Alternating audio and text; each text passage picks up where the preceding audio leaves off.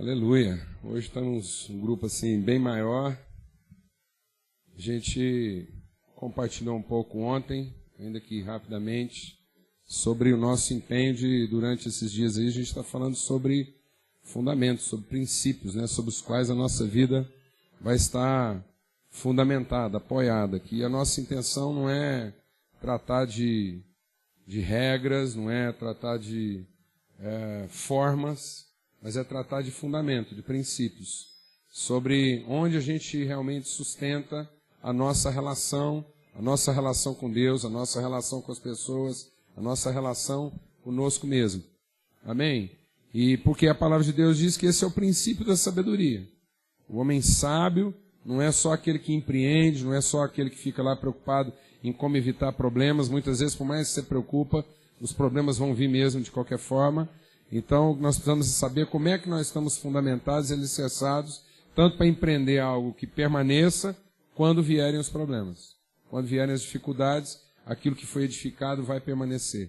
Jesus disse que o segredo é muito simples. É só escolher bem os fundamentos sobre os quais nós empreendemos, realizamos e construímos as coisas. Paulo diz a mesma coisa. Ele diz, eu como sábio construtor, lancei os fundamentos. Cada um veja como é que vai edificar sobre eles. Amém? Então nós vamos estar compartilhando sobre muita coisa. No princípio, às vezes, eu quero até te adiantar. No princípio, às vezes você vai falar, puxa, mas será que isso tem alguma coisa a ver com lá o meu casamento, o meu relacionamento familiar, a minha vida no trabalho, com os filhos? E às vezes no começo vai parecer assim, um pouco conceitual demais. Você fala, mas isso não é muito prático. Mas você aguenta firme. Amém? Aguenta firme, a gente passar essa fase. Eu vou te falar como engenheiro, como é que mais ou menos a coisa funciona.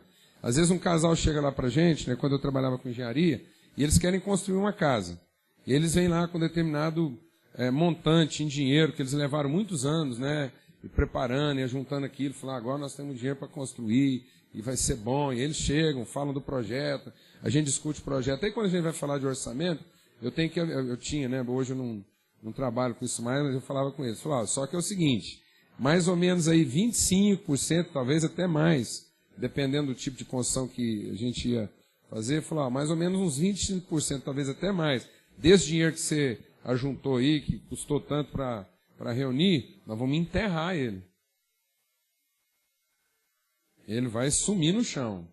E aquilo é quase que um desapontamento, porque a mulher está pensando, nós vamos construir uma casa, ela já está sonhando com a cor, com a cortina que ela vai pôr, o tipo de móvel que ela vai escolher, como é que vai usar. Então, isso é construção, isso é casa. Né? Isso é casa. Você está lá na frente, o cara já está pensando no churrasco que ele vai fazer com os amigos, e como é que ele vai reunir lá fim de semana.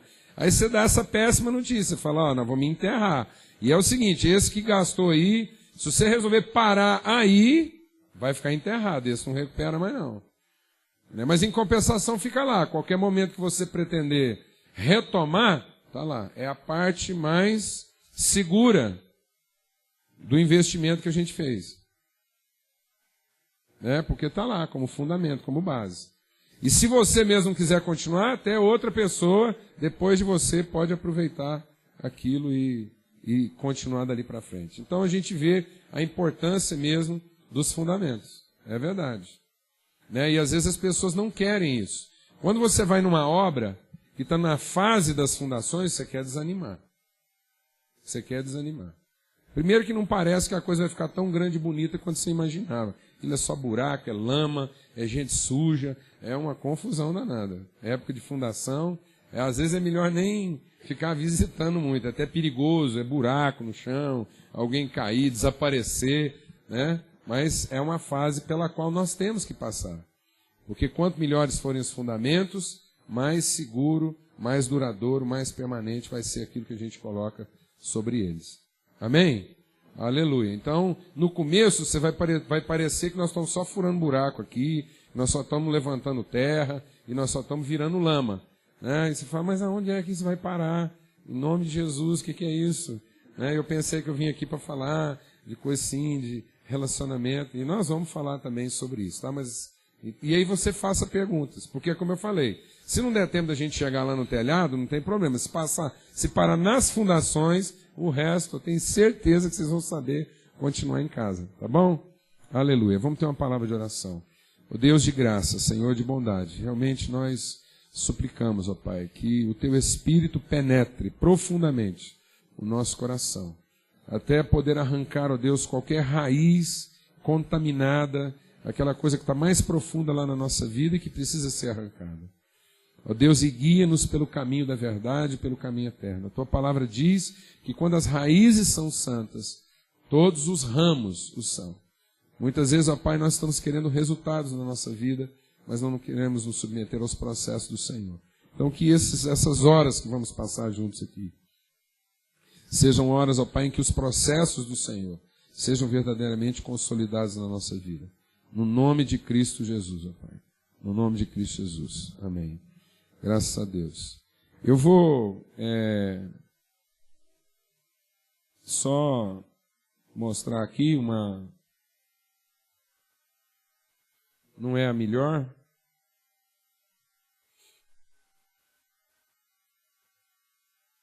mas pelo menos dá para dar uma ideia. Ih, está muito claro, né? Está muito claro. Isso. Infelizmente está muito claro aí, mas essa é uma foto da nossa família, né? Na sua composição, na sua versão maior. Então lá estão os nossos filhos, também está lá a nossa netinha. E é só para que os irmãos, depois quem quiser conhecer.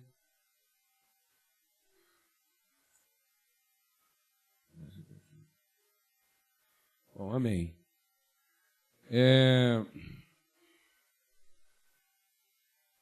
Eu acho que os slides aí vão ser de pouca ajuda. E aí está a versão menor, né? Porque a nossa filha que está casada ficou morando em Uberlândia. E essa nossa família em casa, né? 4 filhos. Bom, a gente quer conversar um pouco sobre identidade e sexualidade. A importância da gente realmente entender e ter a consciência de quem nós somos, segundo aquilo que é o projeto de Deus para a nossa vida. E entender isso, né, na compreensão também, no entendimento da nossa sexualidade.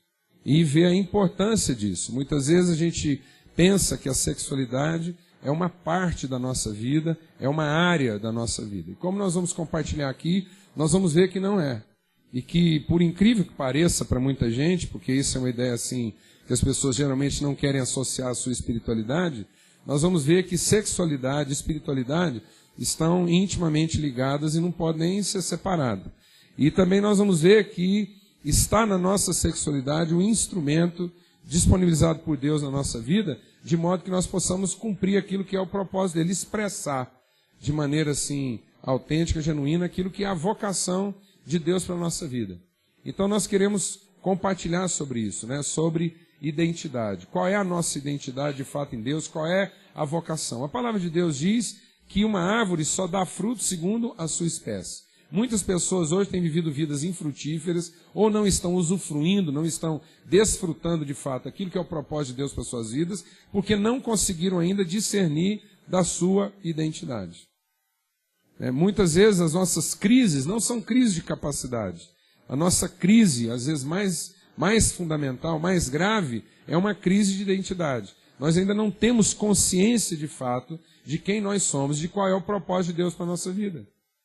E por isso a gente vive de inflexões, né, de mudanças, de alteração, às vezes de disposição, de vontade, de ânimo, ou quando essas alterações acontecem, elas podem se tornar até patológicas, graves.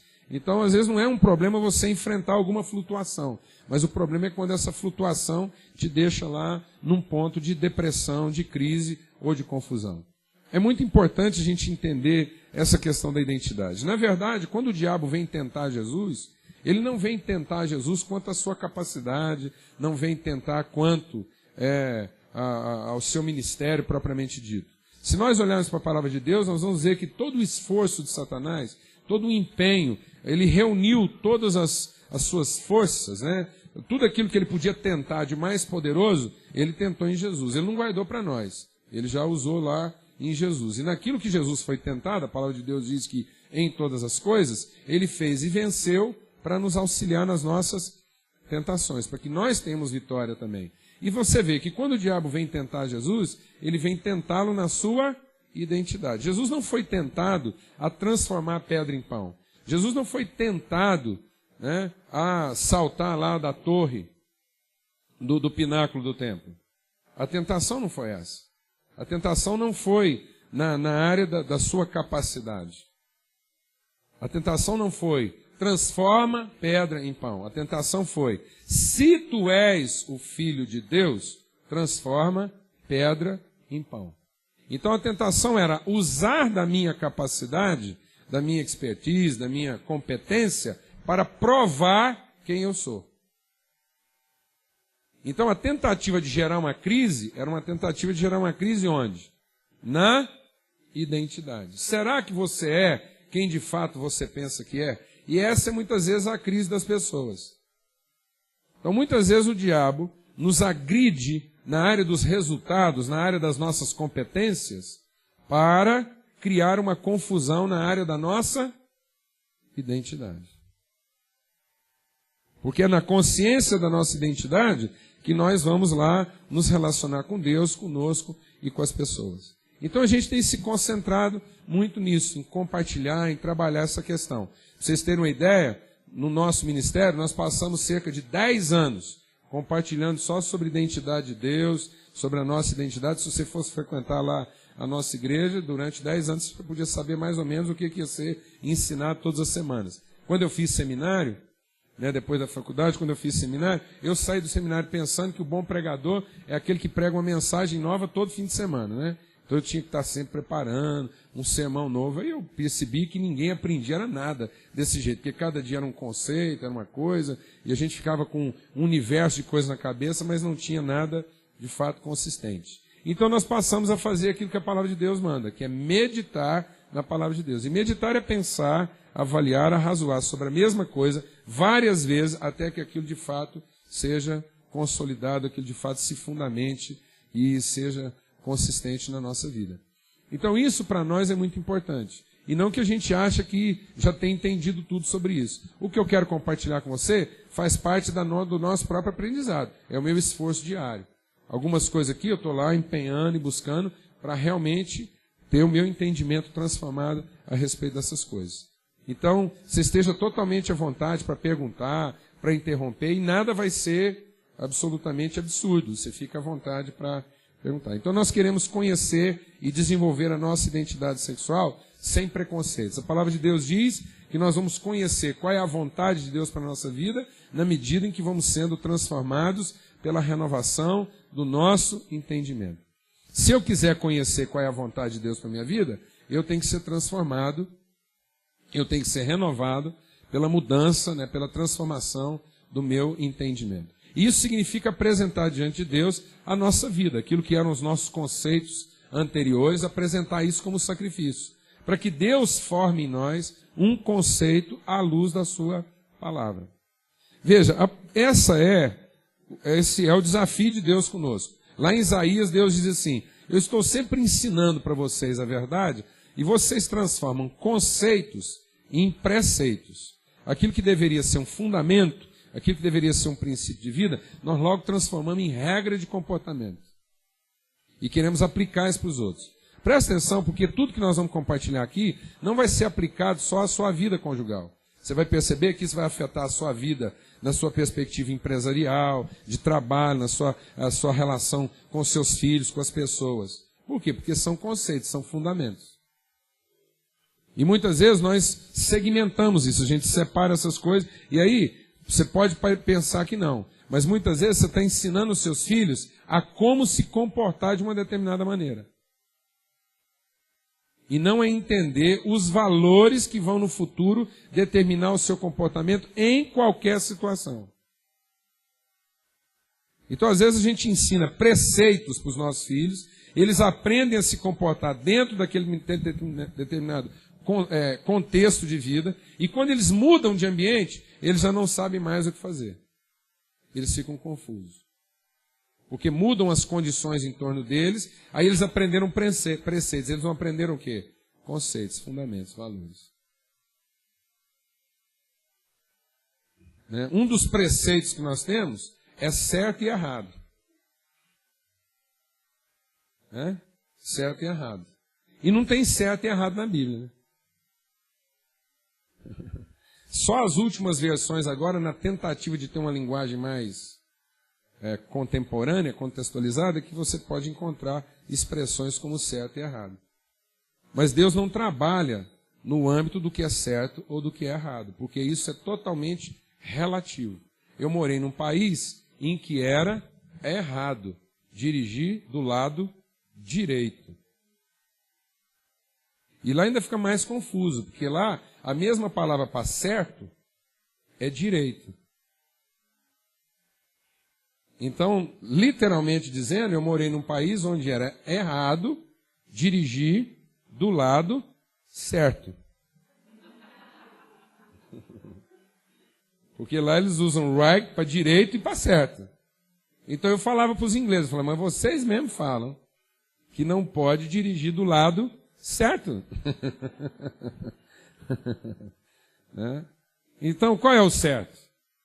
Veja, uma pessoa aprende que o certo é dirigir do lado direito. Ele muda para um país onde o certo é dirigir do lado esquerdo. Então a Bíblia não trabalha esses conceitos, porque dependendo da comunidade onde você está inserido, esses preceitos podem mudar o quê? Radicalmente. Então a Bíblia trabalha em cima de fundamentos, o que é bom e o que é mal. Então eu não sei o que é certo no trânsito. Eu sei o que é bom. É bom respeitar os limites de velocidade. É bom observar as regras do trânsito onde você está dirigindo. Amém? Isso é bom. Amém? É mais do que certo. Então muitas pessoas na vida, às vezes ficam lá, se fica tentando ensinar o que é certo para o seu filho, e ele nunca aprendeu o que é bom. Isso foi uma coisa do capeta, viu, amados? O capeta que falou para nós que se a gente soubesse o que é certo e o que é errado, a gente ia conseguir alcançar o divino. Essa foi a proposta dele. Né? Bom, então, para a gente entender, para a gente começar aí, e nós vamos dividir essa conversa em algumas partes, para a gente entender o princípio, né, de todas as coisas. E até por uma questão de princípio, quando a gente vai falar de princípios, nada melhor do que você ir nos princípios, nas origens, porque princípio é também origem. Os fundamentos podem ser também chamados de raízes, né? Origens, aquilo onde a coisa está lá fundamentada na sua origem, na sua essência primeira. Então, se eu quiser falar de princípio, um bom livro para mim falar de fundamentos é o livro de Gênesis. Aliás, tem um escritor que diz o seguinte: se você compreender os 4, 5 primeiros capítulos de Gênesis, você compreendeu os fundamentos para compreender toda a palavra de Deus. Porque o livro de Gênesis, ele não é só o livro dos começos, ele é o livro também dos fundamentos, aqueles conceitos fundamentais daquilo que é de fato a vontade de Deus, e nós vamos entendendo isso. Então você veja, há uma exclamação lá no livro de Gênesis, lá no seu comecinho, que diz o quê? No princípio criou Deus os céus e a terra. Isso, do ponto de vista assim, teológico e mesmo filosófico da palavra de Deus, nós podíamos dizer que encerra tudo aquilo que a palavra de Deus vai explicar a partir daí. Porque quando a palavra de Deus está dizendo lá que no princípio criou Deus os céus e a terra, está falando de qual é a origem, a soberania de Deus, que Deus tem um propósito, que o propósito de Deus é eterno, que tudo está no coração dele, que ele é que determinou, que ele não consultou ninguém, a não ser o seu próprio conselho. E quando está falando de criou os céus e a terra, criou os céus que hoje nós vemos e criou também os novos céus que nós ainda vamos ver, e todas as coisas, todo o projeto de Deus está encerrado na sua vontade, ele fez tudo, ponto. Então nós podíamos ter a Bíblia escrita numa frase. Deus fez. E agora nós estamos conhecendo tudo que Deus fez. Pronto, e se eu souber disso, amado, eu vou ver uma vida em paz. Amém? Amém? Há um Senhor, há um Deus, Ele fez todas as coisas, e agora nós só temos que conhecer o que Deus já fez. Isso muda tudo na minha vida. Nós podíamos fechar. Se a gente realmente se dedicar a entender tudo o que isso de fato quer dizer. Mas Deus é misericordioso e Ele foi explicando o que quer dizer isso. Né? E aí nós vamos entrando para a narrativa detalhada do que significa dizer que Deus é o Criador de tudo que está aí, visível, e qual é o propósito dele, o que Ele está querendo revelar nesse processo, onde isso está criado, em que isso está fundamentado, qual é a intenção de Deus. Então lá na frente, a palavra de Deus diz o seguinte, que Deus então disse, façamos o homem à nossa imagem, segundo a nossa semelhança. Nesse princípio, nesse projeto de Deus, aquilo que Deus está fazendo, a intenção de Deus é produzir uma imagem que seja a expressão visível de quem Ele é. Na verdade, amados, nós precisamos começar a entender aqui agora que Deus desejou dar-se a conhecer. Que conhecer a Deus não é algo que nasceu no coração do homem. Não é um Deus se escondendo e um homem tentando achá-lo. É um Deus desejando se revelar ao homem que Ele mesmo criou. E não apenas se revelar ao homem, mas revelar-se através do homem. Isso é muito importante, porque isso vai definindo aí qual é de fato a nossa identidade. Onde é que nós nascemos? Nós nascemos num desejo de Deus. A minha vida está fundamentada na certeza de que Deus desejou revelar quem Ele é, e esse desejo de revelação de quem Ele é passa pela minha vida. Então a minha existência está fundamentada numa vontade de Deus de revelar-se, de dar-se a conhecer. O seu relacionamento, a sua relação com a sua esposa, com a sua família, com os seus amigos, estão todos dentro desse contexto. Veja, isso muda um pouco o nosso entendimento de esforço, porque muitas vezes nós achamos que o esforço é nosso e a dificuldade é de Deus. Nós queremos conhecer Deus e Ele fica escondendo da gente. Eu vou te falar uma coisa, mas Deus é tão bom naquilo que Ele faz, que se Ele não quisesse ser conhecido, ninguém ia achá-lo. Se a gente fosse brincar de pique com Deus, Ele ia esconder num lugar e nós íamos passar o resto da eternidade procurando e nunca ia falar put para Deus. Put, achei. Nunca. Ele é bom nisso. Ele ia se esconder de uma tal maneira. Ninguém nunca ia achá-lo. Então, se hoje existe a possibilidade de achar Deus, é porque essa vontade nasceu no coração dele e não nosso. Amém, amados? Então, nosso esforço não é para convencer Deus. Amém? Eu estou te falando sério, amados, porque às vezes a gente já começa as coisas imaginando que a única parte não convertida do processo é Deus. Nós sabemos o que precisa ser feito lá na nossa casa. Agora a gente precisa deixar isso bem claro para Deus, para que Ele possa fazer exatamente do jeito que a gente precisa. Alguém está entendendo isso aqui, mano? Já está começando umas engrenagens, já está começando a rodar ao contrário, não está, irmã? Não está? Então veja, mas há uma intenção de Deus de tornar-se visível. E essa intenção, ela vem revelada no homem. Ele disse, façamos o homem, de modo que ele seja a nossa imagem segundo a nossa semelhança. Isso revela um princípio em toda a criação de Deus. Qual é o princípio? Que Deus realiza coisas, Deus produz coisas que sejam expressão visível de quem Ele é. Isso significa que Deus não é segundo o que Ele faz. Deus faz segundo o que Ele é. Então, o princípio criativo de Deus é que Deus faz coisas segundo quem Ele é. Nós começamos então a entender por que é tão importante falar de identidade. Porque o que Deus está dizendo é, eu vou fazer algo, eu vou produzir algo que seja a expressão visível de quem eu sou. E essa é a nossa dificuldade, amados.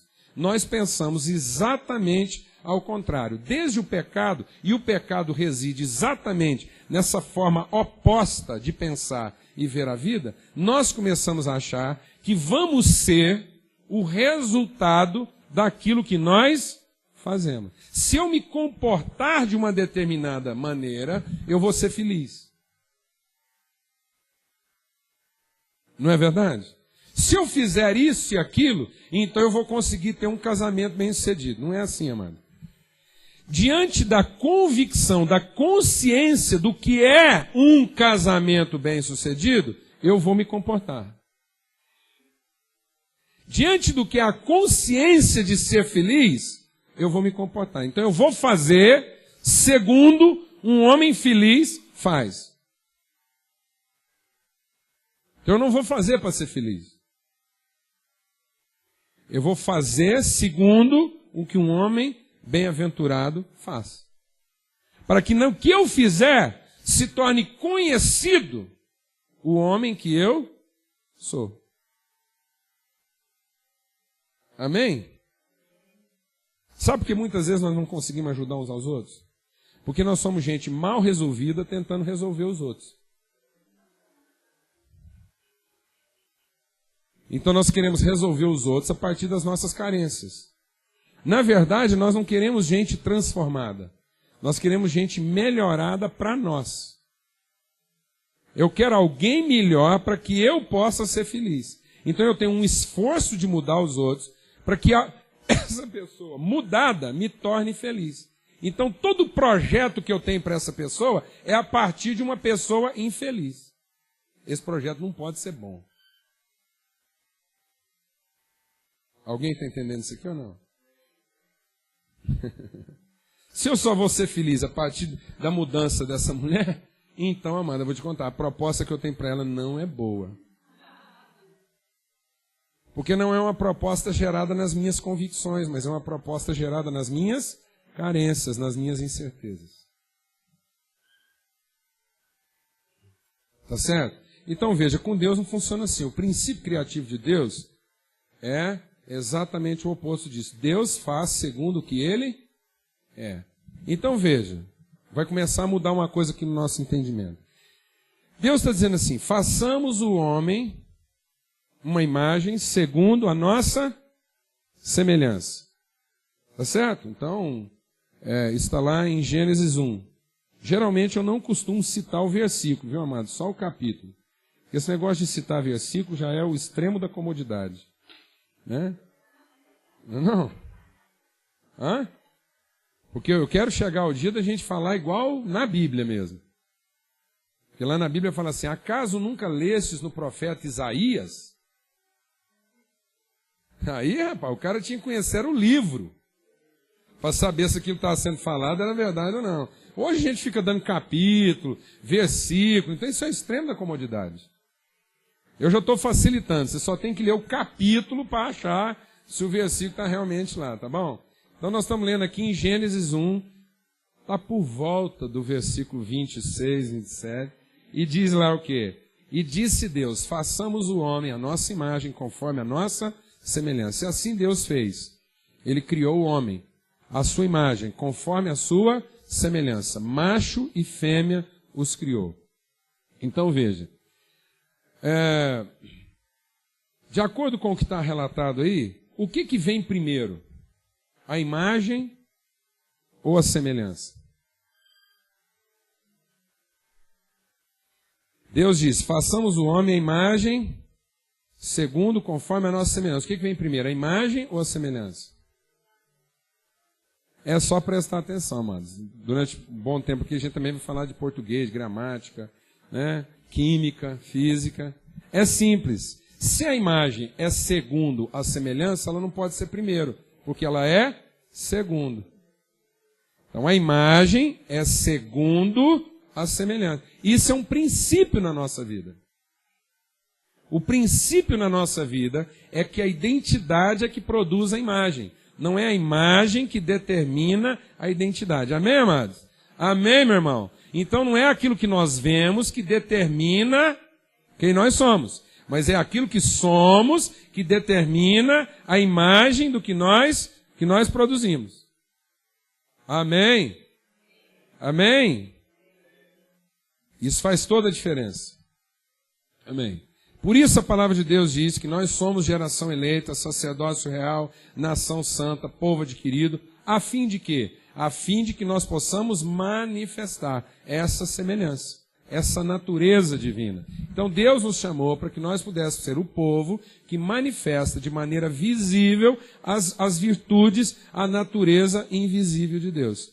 Então tudo aquilo que é o invisível de Deus passa a ser agora visível através daquele que ele escolheu para revelar isso, que é Cristo, como nós vamos ver daqui por diante. A palavra de Deus diz, então, que pelo conhecimento dessas promessas de Deus, nós nos tornamos participantes da sua natureza. E na medida que nos tornamos participantes dessa natureza, nós vamos, então, revelando isso de maneira visível. Nós estamos falando aqui de um princípio muito simples, que é todo o princípio da nossa fé reformada. A salvação é pela graça, mediante a fé, para boas obras. Veja, esse é o princípio da nossa relação com Deus e da relação de Deus conosco. Toda a nossa vida não se fundamenta naquilo que eu faço.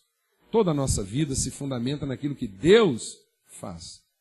E o que Ele faz se fundamenta em quem Ele é. Então a graça de Deus é aquilo que Ele fez para revelar quem Ele é. Então é o conhecimento de quem Deus é e o conhecimento, então, do que Deus já fez, que fundamenta a minha fé. Então muita gente acha que nós somos salvos pela fé. E não somos.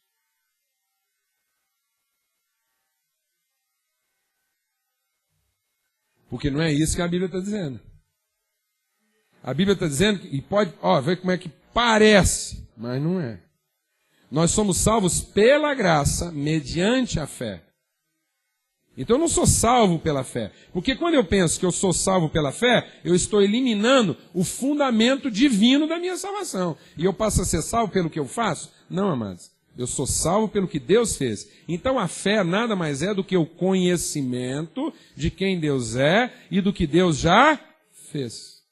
Porque quando eu penso que eu sou salvo pela minha fé, eu passo a ter expectativa do que Deus fará. E não a certeza do que Ele já fez. E fé como expectativa do que Deus fará não é fé, é obsessão.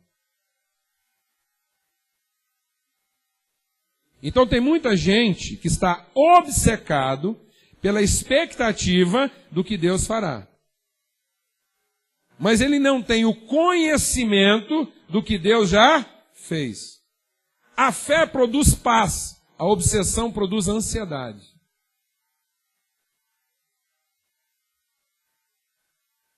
Eu gostaria muito que Deus fizesse isso na minha vida. Isso é expectativa. E obsessão, isso não é fé. Eu tenho a certeza de quem Deus é e o que Ele já fez para a minha vida. Então, fundamentado nessa convicção, eu vou me relacionar com Deus e com a pessoa. Isso vai me colocar dentro dos processos de Deus. Então tem muita gente na igreja que não está buscando os processos de Deus na sua vida. Está buscando os resultados de Deus na sua vida. Quando oram, oram na expectativa do resultado e não na convicção do processo. Que Deus me ama, que Ele é bom, que Ele quer trabalhar na minha vida, que qualquer coisa que Ele fizer será boa. Então é nessa convicção que eu vou me relacionar com Deus em fé. Então a fé se fundamenta na graça de Deus. E o resultado da fé não é salvação. O resultado da fé é obras. E obras que são boas.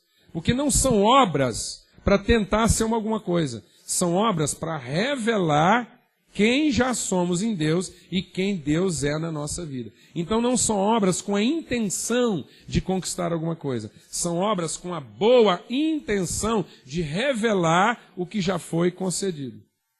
Então o conhecimento da graça fundamenta a fé, e essa fé que é conhecimento da graça fundamenta obras que são boas, porque não são obras de intenção escusa, não são obras de egoísmo, de incredulidade, de incerteza, de ansiedade, de dúvida, porque tudo que não vem de certeza é pecado. Então muitas vezes, amados, nós estamos fazendo coisas certas que não são boas. Beijar é uma coisa fantástica. Mas tem hora que beijar é bom e certo. E tem hora que beijar é certo e não é bom. Porque tem muita gente que só beija com a intenção de jantar a vítima mais à noite.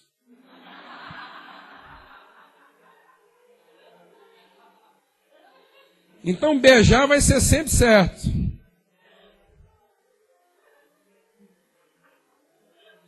Beijar vai ser sempre certo, mas não necessariamente o quê? Bom. Porque Judas beijou Jesus. Isso aos nossos olhos é sempre o quê? Certo, porque amigos se beijam. Mas Judas beijou Jesus com a mesma intenção que alguns homens e mulheres se beijam. Só para identificar a vítima.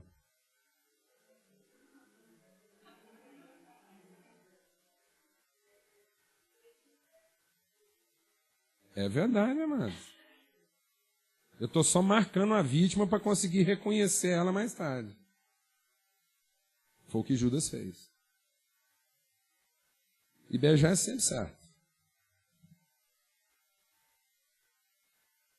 Mas não é necessariamente o que é. Bom, porque muitas vezes não é fruto de convicção. É fruto justamente de insegurança, de incerteza, de perturbação, de dúvida. E a Bíblia diz que tudo que não vem de certeza é o quê? Pecado. Tudo que não é gerado em amor é pecado. Então cantar vai ser sempre certo. Mas não necessariamente o quê? Bom, você vê como é que isso é sério, mano. Isso é muito sério. A gente entender aqui como é que a gente vai tornando aquilo que é espiritual em meramente religioso. A Bíblia diz lá em João, no capítulo 6, verso 63, escapou. Lá em João, no capítulo 6, que a carne para nada aproveita.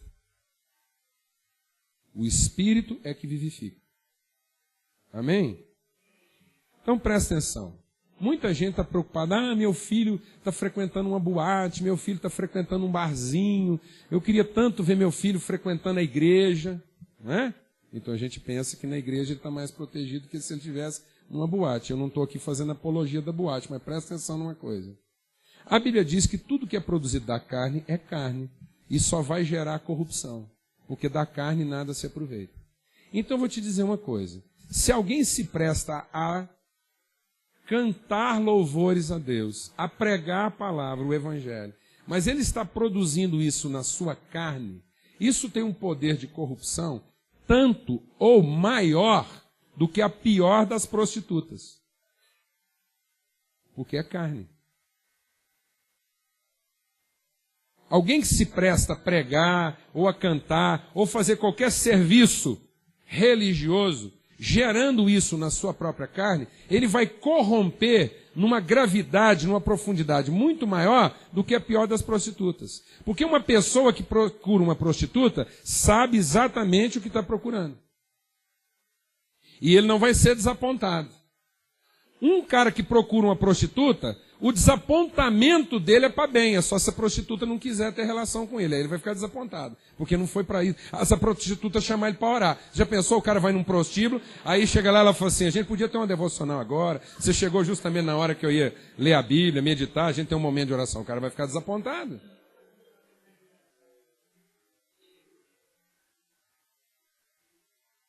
Agora, se o cara vai num ambiente onde ele pensa que vai encontrar Deus, e ele encontra a nossa carne, a nossa vaidade, se nós estamos aqui destilando a nossa vaidade, e é disso que ele vai se alimentar, isso vai corrompê-lo, porque vai enganá-lo. Porque em vez de ele estar encontrando Deus, ele está encontrando expressões de nós mesmos. E nós estamos aqui aprisionando as pessoas na nossa vaidade. Então não é porque uma coisa é certa que ela é necessariamente o quê? Boa. Então nós somos chamados para revelar essa imagem de Deus. Então qual é a origem da nossa sexualidade? A palavra de Deus diz que ele criou essa imagem, e essa imagem é para expressar a sua identidade, para revelar quem ele é. E aí é interessante porque a palavra de Deus diz que Deus, ao criar essa imagem, ele criou macho e fêmea. Então é importante nós entendermos que a nossa sexualidade está diretamente relacionada com a intenção de Deus de revelar quem ele é. Porque ao criar essa imagem, ele criou numa condição macho e fêmea, homem e mulher. Amém, amados? Então, tanto o homem macho quanto a mulher fêmea, ambos foram gerados segundo essa intenção de Deus de produzir uma imagem de si mesmo. Há uma ideia, às vezes assim meio religiosa na nossa cabeça, que a imagem de que Deus está falando é uma imagem estritamente o quê? Masculina. Então qual seria a origem da mulher como imagem? Eu não quero nem pensar que possa ser Deus. Deus me livre. Porque nós temos essa ideia. E não é. A palavra de Deus está dizendo que essa imagem, ela é de expressão masculina e de expressão feminina. Nós vamos começando a entender então agora que relacionamento conjugal, que o relacionamento entre homem e mulher não é apenas o quê? Uma prática, não é apenas uma opção de comportamento. Faz parte da nossa própria natureza, é um valor. Por quê? Porque compreende, porque pretende, certo? Manifestar a natureza de Deus, pretende manifestar as virtudes de Deus. Quem Deus é, Ele é que determinou isso. Eu vou fazer uma imagem, de modo que essa imagem seja a expressão de quem eu sou. E essa imagem será o quê? Macho e fêmea. Essa imagem será uma imagem relacional. Então é importante nós entendermos que quando nós partimos dessa origem da nossa identidade e da origem da nossa sexualidade, nós vamos vendo que relacionamento, então, não é uma opção de comportamento. Relacionamento faz parte da essência da minha identidade. A nossa identidade é relacional, porque a natureza do nosso Deus é relacional. O único ser que poderia ser indivíduo é Deus, porque Deus se bastaria. Mas Deus escolheu para Ele mesmo uma natureza o quê? Relacional, em Pai, Filho e Espírito Santo. O nosso Deus é um, mas ao mesmo tempo Ele se revela de três maneiras distintas, peculiares, com características próprias. E essas expressões da identidade de Deus, elas coexistem em profunda harmonia e identidade. Então, quando Deus está nos desafiando ao relacionamento, isso não é uma opção. Eu posso ou não querer me relacionar, eu posso ou não me dedicar ao relacionamento. E não é verdade, porque isso faz parte da própria essência de quem nós somos. E aí nós voltamos lá para Gênesis e vamos ver como é que Deus tratou isso. Porque quando eu falei que Deus faz declarações de teor absoluto, depois ele vai explicando isso. Então lá em Gênesis 1 nós lemos o quê? Que Deus criou o homem, macho e fêmea, os criou. Amém? A sua imagem conforme a sua semelhança. Então nós pensamos que foi assim. No mesmo dia já foi, no mesmo dia sim, né? Mas na mesma hora já foi macho e fêmea. E não foi. A palavra de Deus diz que Deus criou o homem, depois viu que não era bom que o homem fosse o quê? Só. Então veja, solidão, amados, não é uma alternativa de vida. Solidão é uma quebra, é uma ruptura da identidade. Então solidão é uma forma de patologia, de doença.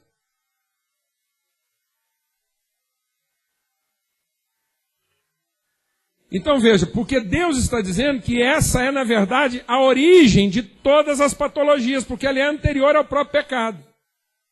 Quando Deus fala daquilo que não é bom, Ele está falando isso antes mesmo do homem pecar. Por que Deus está dizendo não é bom que o homem seja só? Porque só Deus é bom. E a intenção de Deus ao criar o homem é revelar em imagem visível quem ele é. Então não seria possível o homem sozinho revelar a plenitude da natureza de Deus, que é o quê? Boa.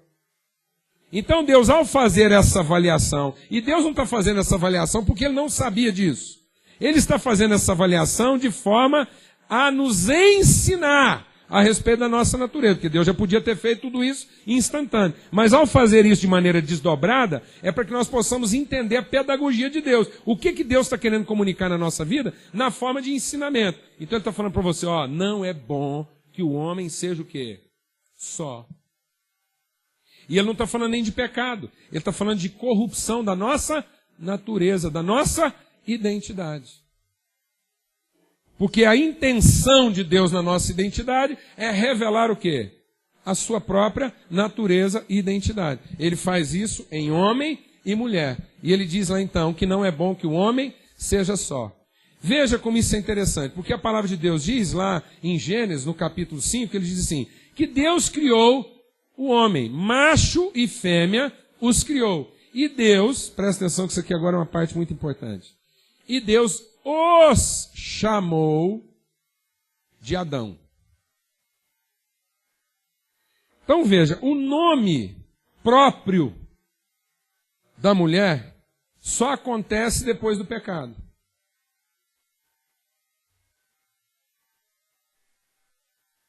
Na verdade, antes do pecado, Deus não nominou o indivíduo.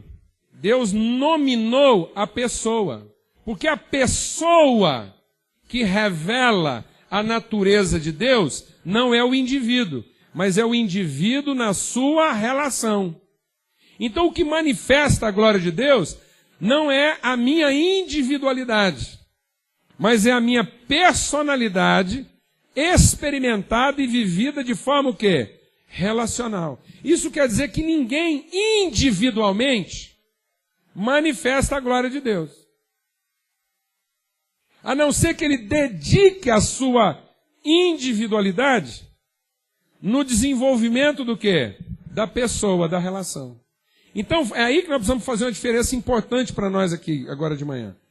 E nós estamos trabalhando isso bem no começo, como eu falei. Meu Deus, tem gente se pensando, o que é isso?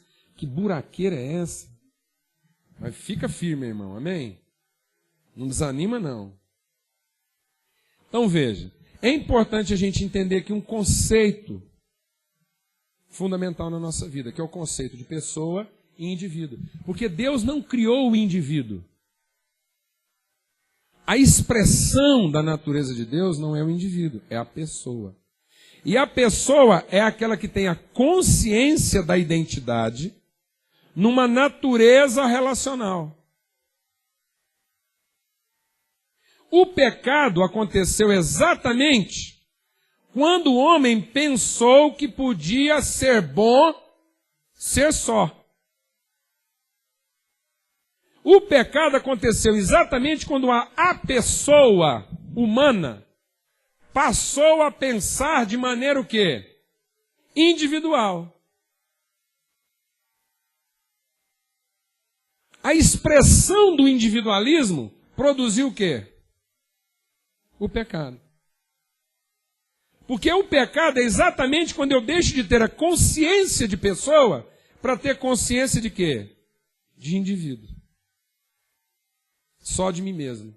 E dos meus próprios interesses. Quando eu deixo de pensar os meus interesses de uma forma o quê? Relacional e coletiva. Se eu pensar qualquer interesse que seja exclusivamente meu, isso é contrário à natureza de Deus. Porque Deus diz, você sabe por que vocês pedem e não recebem? Porque o que vocês pedem de maneira o quê? Individual. Vocês não pedem como pessoa, vocês pedem como indivíduo. Então, mas eu não estou falando de personalidade. Então eu tenho uma personalidade genérica, masculina. E a minha mulher tem uma personalidade feminina. Depois nós vamos ter todos os desdobramentos dessa personalidade, dessa característica. Eu tenho uma característica masculina, ela tem uma característica feminina. Isso é a nossa personalidade. Mas essa personalidade só tem sentido na relação. Se eu pensar a minha personalidade masculina de maneira exclusivamente individual, eu não revelo a glória de Deus, porque eu já parei de pensar de forma o quê? Relacional. Então o pecado transformou a pessoa em quê? Em indivíduo.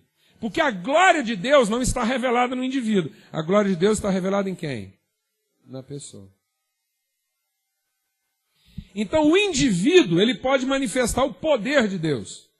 O indivíduo, ele manifesta as competências de Deus. Mas ele não manifesta as virtudes de Deus, a natureza de Deus. Como indivíduo, eu posso revelar do que Deus é capaz, mas não posso revelar quem Deus é. Porque até o diabo revela do que Deus é capaz. Mas nós, como povo de Deus, somos chamados a revelar quem Deus é. E muitas vezes toda a nossa relação com Deus está fundamentada apenas na sua capacidade. Nós queremos que Deus faça coisas por nós, mas não queremos conhecer quem Deus é. Eu estou só interessado na bênção de Deus, segundo a minha necessidade, mas não quero conhecer e não ter relacionamento com quem Deus é. Porque eu estou pensando de maneira o quê? Individualizada. É isso que faz a diferença entre um sabiá laranjeira, um canarinho belga, um bom galo índio, de um ser humano. E não é nem do ser humano. Porque presta atenção, amados. O que acontece? Que é a diferença? Qual é a diferença entre um grupo de louvor e um conjunto de passarinho cantando, ou um galo, né, gritando às 5 horas da manhã? Qual é a diferença entre um canário belga e uma pessoa que canta para Deus? Você sabe dizer a diferença, não? Não? São muitas. Muitas. Primeiro que o canário belga geralmente não tem as inflexões de temperamento que as pessoas que cantam têm. O canário não fica lá, não, agora não estou com vontade. Ah, não, eu estou tão sem graça, não preparei antes, precisava ensaiar, eu estou afônico e tal. Geralmente o canário vai lá e pá, solta aquilo e entendeu? Outra coisa interessante é que o canário, ele, por exemplo, ele não demanda reconhecimento.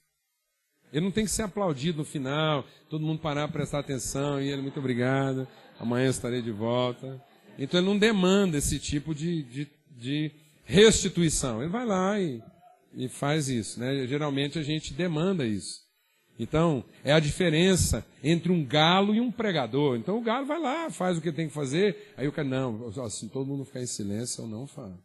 Já pensou o galo esperando a cidade toda ficar em silêncio? Não, né? Então, assim, então nós temos essas inflexões aí de comportamento e de temperamento. E geralmente os animais não têm isso. Porque eles fazem isso de maneira o quê? Instintiva. Agora, qual é a diferença fundamental, amados? É que eles fazem isso sem a mínima consciência de quem Deus é, de quem eles são, e de quem as pessoas que estão sendo afetadas pelo que eles estão fazendo são. Eles não têm essa consciência. O que pode nos diferenciar é justamente o quê? A consciência de identidade e propósito. Porque se nós também estamos fazendo as coisas sem a consciência de quem Deus é, de quem nós somos e de quem as pessoas que estão sendo afetadas são para Deus e para nós, então, amado, eu vou falar uma coisa, nós estamos pior do que os canarinhos e do que os galos, porque nós estamos demandando mais coisas do que eles.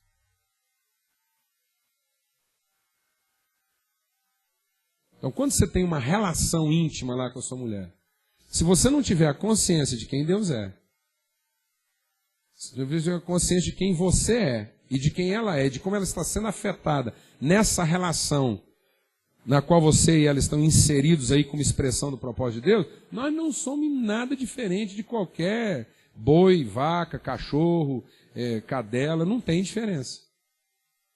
Aliás, temos algumas diferenças. É que nós demandamos reconhecimento, nós demandamos, o que nós cobramos por isso é muito mais do que qualquer, certo? Então, eles não ficam lá com crise de identidade, né? O cachorro, depois que transou com a cadela, ele não fica perguntando, e aí, como é que foi? Ou então os dois sentem, acho que antes da gente transar, a gente precisava discutir a nossa relação. Né? Eles não têm esse tipo de situação. Ou é ou não é, e pronto, acabou. Então veja, a criação, dessa forma, a criação desprovida de consciência, ela revela o poder de Deus. Ela anuncia o firmamento, a criação, anuncia o poder de Deus. Mas só o homem transformado no seu entendimento e que passa a conhecer em Deus quem Ele é, o propósito de Deus para a sua vida, e passa a ter essa relação com Deus, nesse nível de consciência transformada, de entendimento transformado, só esse homem pode revelar a glória de Deus. Pode revelar de fato quem Deus é, porque ele conhece mais do que Deus é capaz de fazer. Amém? Então veja, é importante nós entendermos isso, que sexualidade, quando a gente estiver falando aqui agora de sexualidade, nós estamos falando de quê? De uma percepção da nossa identidade à luz de uma consciência o quê? Transformada. Que a sexualidade só é pertinente. Nós não estamos falando de sexualidade como o mundo fala. Nós estamos falando de sexualidade à luz da palavra de Deus. Então muita coisa que o mundo está chamando de sexualidade não é sexualidade. O que eu estou dizendo para você é que uma galinha, ela não é sexual. Apesar dela ser fêmea. Porque o galho e a galinha não são a imagem segundo a semelhança de Deus. Amém, amados? Eles copulam, eles cruzam lá e procriam. Nós vamos ver segundo o que é a natureza deles. Agora, quando nós estamos falando de sexualidade, nós estamos falando da nossa consciência. De uma consciência relacional. De uma consciência que desenvolve, que promove a identidade relacional da pessoa. Amém? Então a sexualidade está relacionada à consciência que temos de pessoa. A pessoa de Deus, a nossa pessoa, a pessoa com a qual nós nos relacionamos. E não essa necessidade que temos de satisfazer as nossas necessidades. Nós começamos um pouquinho atrasado, estamos completando aí mais ou menos 1 hora, é isso mesmo, né? E aí a gente vai sair para o intervalo agora. Tá. Então deixa eu só concluir isso aqui assim, rapidinho. É porque eu já falei sobre isso. A palavra de Deus então diz que nessa perspectiva, é melhor serem 2 do que 1. Então, amado, em nome de Cristo Jesus, no aspecto da individualidade, é ruim. É péssimo. Isso ajuda a gente até a mudar um conceito. Aqui a maioria das pessoas estão familiarizadas com esse conceito.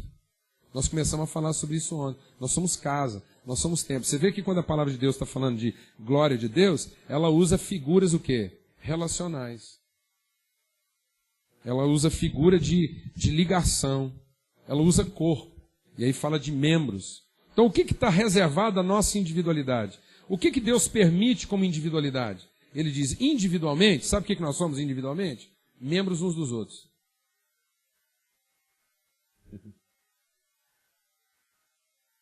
Então a individualidade está rendida à personalidade, à identidade, à natureza relacional. Amém? A única coisa que é permitido para mim na minha individualidade é ser membro dos outros, é ser parte dos outros. Então o todo inclui todas as partes. O todo sem a parte não é todo, a parte sem o todo não é parte. Então não tem jeito de eu entender que eu sou parte se eu quero ter o quê? Individualidade na parte. E fazer da parte o todo. Porque se você ficar pensando que sozinho você vai conseguir discernir, eu vou dizer uma coisa, você não é parte. Porque a parte só é parte na consciência do quê? Do todo. Então quem quer ser todo sozinho, não é parte. Existe, mas não é. E não é suficiente existir, amados. O diabo existe, mas não é. O diabo não é coisa alguma, ele só existe. Essa é a grande crise do capeta. É por isso que ele fica tentando os outros nessa área. Já pensou o que é você existir e não ter a consciência de quem você é, de quem Deus é, do que as pessoas são? Toda a volitude do diabo está voltada para quê? Para roubar, matar e destruir. Porque ele não tem consciência de identidade. Ele só tem consciência de usurpação, de tomar o que é dos outros. É isso que a existência sem consciência de identidade produz. Não é suficiente existir. A mera existência sem a consciência da identidade, ela é destrutiva, ela é degenerativa. Ela é consumidora. Então veja. Até um conceito interessante aí, né? Individualmente, eu não sou templo de Deus. Eu sou templo de Deus na medida em que eu tenho consciência de quem? Do próximo. Então, eu não posso dizer eu sou templo. Eu vou ter que sempre dizer o quê? Nós somos templo. Porque a pedra sozinha não é casa. A pedra só é casa quando ela é parte da casa. Quando ela é pedra com as outras pedras. Amém? Então nós não estamos sendo edificados pedras espiritual. Nós somos pedras vivas edificados casa espiritual. Então Deus está construindo em nós uma consciência relacional. Para que essa consciência relacional de vida, de corpo, de família, de casa, produza a glória de Deus. Por que muitas vezes o seu relacionamento conjugal não funciona? Porque é uma tentativa de convivência de dois indivíduos. São dois indivíduos tentando acordar uma relação suportável, sem abrir mão do quê? Da individualidade. Sabe o que isso vai produzir? Uma casa de tijolo. A Bíblia diz que o homem pecou, e quando ele pecou, ele tentou produzir algo que fizesse ele alcançar Deus. Aí ele parou de fazer casa de pedra e começou a fazer casa de tijolo. Então muitas vezes nós estamos querendo moldar as pessoas à nossa conveniência. Então nós viramos fabricante de tijolo, porque não queremos mais o desconforto de ter que ficar encaixando pedras. Nós queremos a facilidade de empilhar tijolos. Nós queremos padronizar as pessoas à nossa conveniência. E fazer o culto da nossa, o quê? Individualidade. De modo que daqui para frente nós vamos ter uma casa linda, harmoniosa, porque todo mundo é exatamente do jeito que nós somos. Eu padronizei minha mulher na minha medida, eu padronizei meu filho na minha medida. Aqui agora a convivência ficou linda, porque de qualquer jeito que você puser aqui, a gente se encaixa tudo certinho, bonitinho, não tem aresta, não tem que ficar procurando o lugar de cada um. Alguém aqui está entendendo o que eu estou falando ou não? E a gente fica submetendo as pessoas a esse esmeril, a essa lixa. Fala, não, você aguenta que eu vou aparar seus cantos. Até que ele fique totalmente o quê? Enquadrado. Porque nós não queremos a convivência, nós não queremos o encaixe, nós não queremos descobrir o lugar. Nós queremos moldar a forma. Amado, presta atenção que é isso às vezes nós estamos fazendo com os nossos filhos. Em vez de desenvolver a forma deles como pedra, à luz da revelação de Deus, nós queremos determinar a forma deles para ter um ambiente pacífico, celestial. Nós queremos que a nossa casa viva em perfeita harmonia. Para isso aqui nós padronizamos todo mundo, os filhos estão totalmente enquadrados, eles são tudo do mesmo tamanhozinho, do mesmo jeito, que ninguém foge do padrão. Alguém aqui sabe o que eu estou falando ou não?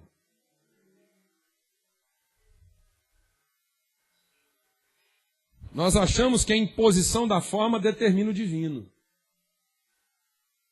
Você não precisa me entender, amados, que a vida está que na determinação do divino nós desenvolvemos a forma. A forma tem que ser desenvolvida a partir da consciência do divino. E não a condição divina existir como resultado da determinação da forma.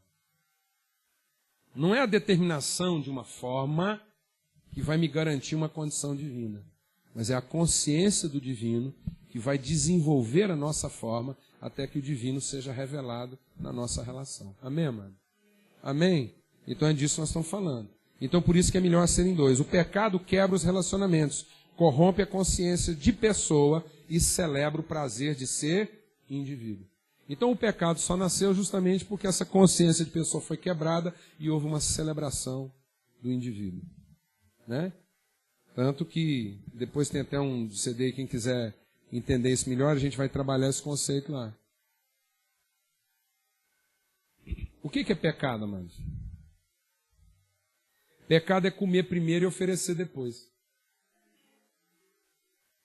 Está vendo como é que é? Aí você vai entender? Eu satisfaço o indivíduo para depois... Isso. Agora Jesus veio e removeu o pecado do mundo. O que ele fez? Quando alguém punha um pedaço de pão na mão dele, ele primeiro dava graças, consciência do divino. Quem Deus é e o que Deus fez. E uma vez que é Deus que deu, ele não deu para o indivíduo. Ele deu para quem? Para a pessoa. Então, para que a consciência de pessoa fique clara, tendo dado graça, ele primeiro parte e depois come. Sabe o que o pecado faz com a gente? Faz a gente comer para depois partir.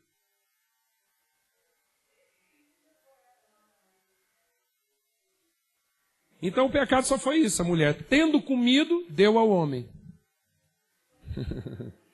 E Jesus curou a gente do pecado, porque tendo dado a todos, comeu. Amém, mas é tão simples. Não é simples? Não vai clareando muita coisa? Está vendo por que o nosso relacionamento às vezes não está funcionando? Porque nós primeiro queremos comer para depois repartir. Na nossa relação lá, mais chegada. Então depois a gente continua, tá? Vamos ter um breve intervalo agora.